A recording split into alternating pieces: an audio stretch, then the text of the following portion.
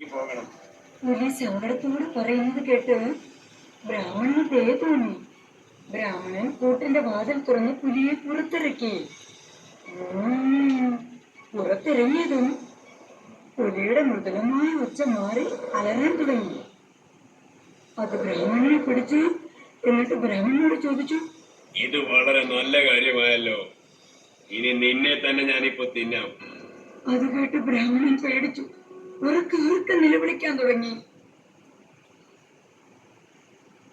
ഇത് കേട്ടുകൊണ്ട് മരത്തിലിരുന്ന ഒരു കുരങ്ങൻ ചോദിച്ചു, എന്തു പറ്റി ബ്രാഹ്മണ, എന്തിനാ നിലവിളിക്കുന്നത്?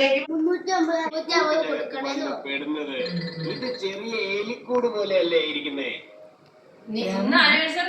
കുരങ്ങൻ പറയുന്നത് കേട്ട് അതിശയിച്ചു പോയി. അത് കുരങ്ങനോട് പറഞ്ഞു, ഞാൻ കൂട്ടിനകത്ത് പെട്ടിരുന്നു, ഒത്തിരി നേരമായി അതിനകത്തായിരുന്നു. ഇത് കള്ളമാണോ? കുരങ്ങൻ പറഞ്ഞു, ഞാൻ നിന്നെ ഇപ്പോഴാണ് എനിക്ക് വിശ്വസിക്കാനേ പറ്റുന്നില്ല. കുരങ്ങന്റെ ഈ വാക്കുകൾ കേട്ട് പുലിക്ക് ദേഷ്യം വന്നു.